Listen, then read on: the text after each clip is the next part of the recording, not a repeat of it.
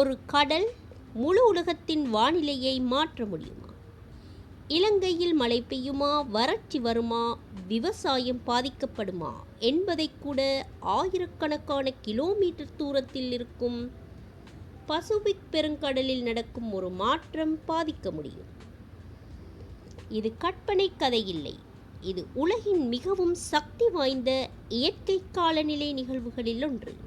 அதன் பெயர் El Nino. ஆனால் எல் நினோ என்றால் என்ன? அது எப்படி உருவாகிறது? அது உண்மையில் இலங்கை, இந்தியா மற்றும் உலகின் வானிலையை எப்படி பாதிக்கிறது? வெல்கம் டு டிப்பா வேர்ல்ட்.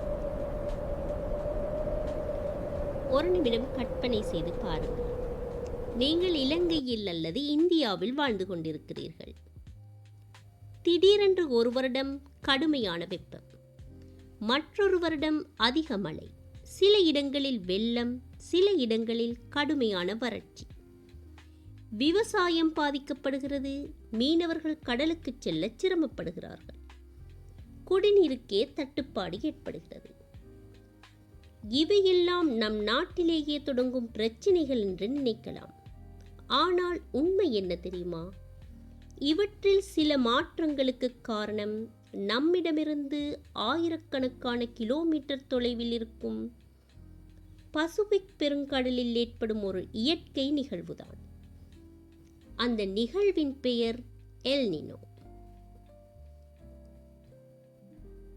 இன்று இந்த வீடியோவில் எல் நினோ என்றால் என்ன, அது எப்படி உருவாகிறது, ஏன் உலகம் முழுவதும் விஞ்ஞானிகள் அதை மிகவும் கவனமாக கண்காணிக்கிறார்கள், மேலும் அது நம் வாழ்க்கையை எப்படி பாதிக்க முடியும் என்பதை எல்லாம் மிகவும் எளிமையாக புரிந்து கொள்வோம். இந்த வீடியோ முடியும் நேரத்தில் செய்திகளில் எல் நினோ என்று கேட்டால் அதன் பின்னால் இருக்கும் அறிவியலை நீங்கள் புரிந்து கொள்ள முடியும். முதலில் ஒரு கேள்வி. எல் நினோ என்ற பெயர் எங்கிருந்து வந்தது? இந்த பெயர் ஸ்பானிஷ் மொழியிலிருந்து வந்தது. எல் நினோ என்பதற்கு சிறுவன் அல்லது குழந்தை இயேசு என்று பொருள். பல ஆண்டுகளுக்கு முன்பு தென் அமெரிக்காவின் பெரு மற்றும் ஈக்வடார் நாடுகளைச் சேர்ந்த மீனவர்கள் கிறிஸ்மஸ் காலத்தில் கடல் நீர் வழக்கத்தை விட அதிகமாக சூடாக இருப்பதை கவனித்தனர். அந்த காலம் குழந்தை இயேசுவுடன் தொடர்புடையதால் இந்த நிகழ்வுக்கு அவர்கள் எல் நினோ என்று பெயர் வைத்தனர்.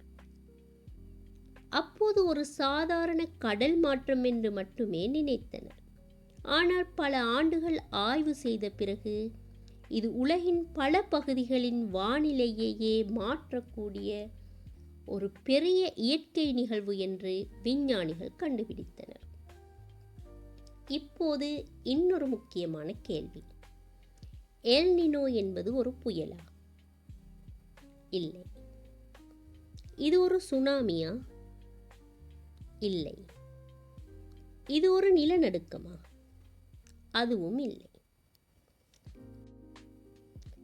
எல் நினோ என்பது கடல் மற்றும் வளிமண்டலத்தில் ஒன்றாக நடைபெறும் இயற்கையான காலநிலை சுழற்சியின் ஒரு பகுதி. அதாவது கடலின் வெப்பநிலை மற்றும் காற்றின் இயக்கம் ஒன்றுக்கொன்று தொடர்புபட்டு மாறும் ஒரு நிகழ்வு. சாதாரணமாக பசிபிக் பெருங்கடலில் வீசும் காற்று கடல் நீரை ஒரு குறிப்பிட்ட திசையில் தள்ளிக்கொண்டே இருக்கும். ஆனால் சில ஆண்டுகளில் அந்த காற்று பலவீனமாகிறது. அப்போது கடலின் சூடான நீர் வேறு திசைக்கு நகரத் தொடங்குகிறது. இந்த ஒரு மாற்றமே உலகின் பல பகுதிகளில் மழை, வெப்பநிலை, காற்றின் இயக்கம் போன்றவற்றை மாற்றக்கூடிய அளவுக்கு தாக்கத்தை ஏற்படுத்துகிறது. இதை கேட்டால் ஆச்சரியமாக இருக்கலாம். ஒரு கடலில் நடக்கும் மாற்றம் ஆயிரக்கணக்கான கிலோமீட்டர் தொலைவில் இருக்கும் நாடுகளின் வானிலையை எப்படி பாதிக்க முடியும்?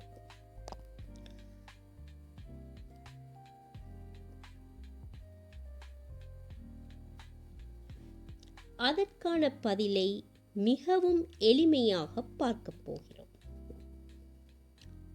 அங்கு பசிபிக் பெருங்கடல் சாதாரணமாக எப்படி செயல்படுகிறது, அந்த இயற்கை சமநிலை எப்படி மாறுகிறது, அந்த மாற்றமே எப்படி எல் நினோவாக உருவாகுகிறது என்பதை படிப்படியாக புரிந்து கொள்வோம்.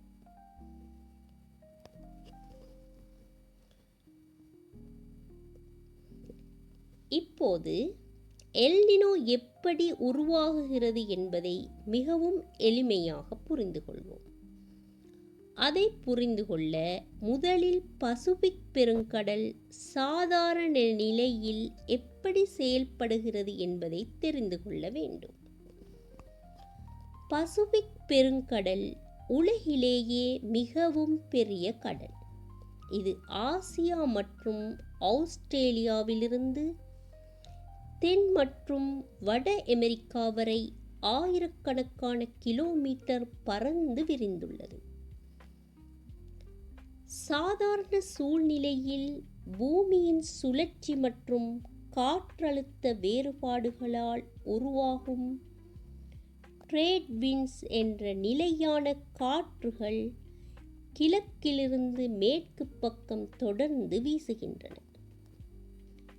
இந்த காற்றுகள் கடலின் மேற்பரப்பில் இருக்கும் சூடான நீரை மெதுவாக மேற்கு திசை நோக்கி இந்தோனேஷியா மற்றும் ஆஸ்திரேலியா பகுதிகளுக்கு தள்ளுகின்றன.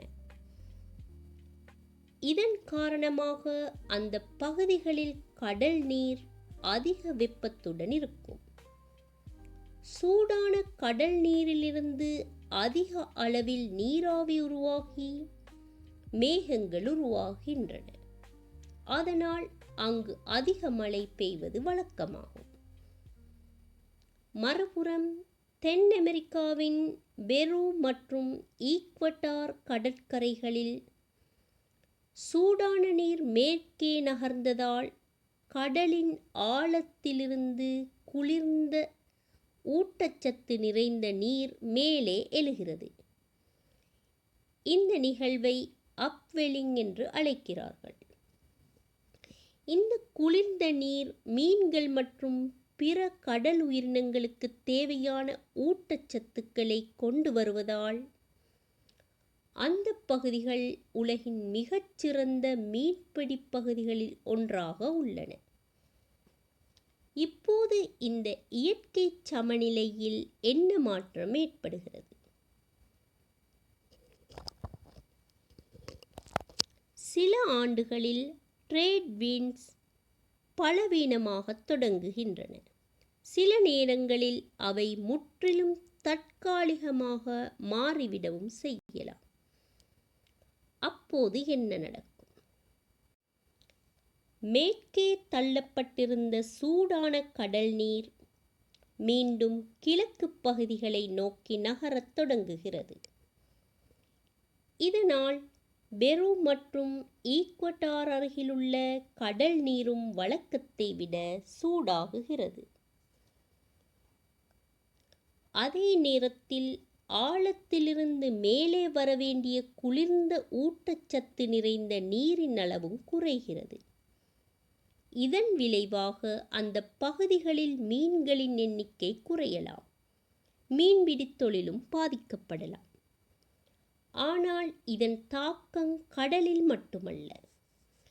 கடல் நீரின் வெப்பநிலை மாறும்போது அதன் மேலிருக்கும் காற்றும் மாறுகிறது. காற்றின் இயக்கம் மாறும்போது மேகங்கள் உருவாகும் இடங்களும் மாறுகின்றன. அதனால் மழை பெய்யும் இடங்களும் மாறுகின்றன. அதாவது ஒரு இடத்தில் பெய்ய வேண்டிய மழை வேறு ஒரு இடத்தில் பெய்யலாம்.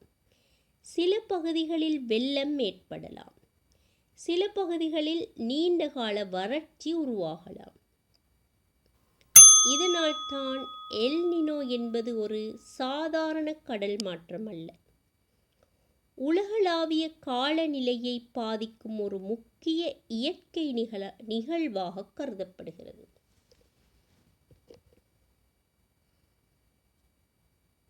அடுத்து வரும் பகுதியில் எல்னினோ உலகின் எந்தெந்த நாடுகளை எப்படி பாதிக்கிறது? இந்தியா மற்றும் இலங்கைக்கு அதன் தாக்கம் என்ன? ஏன் இது விவசாயம், குடிநீர் மற்றும் மக்களின் அன்றாட வாழ்க்கையுடன் தொடர்புடையது என்பதை விரிவாக பார்ப்போம்.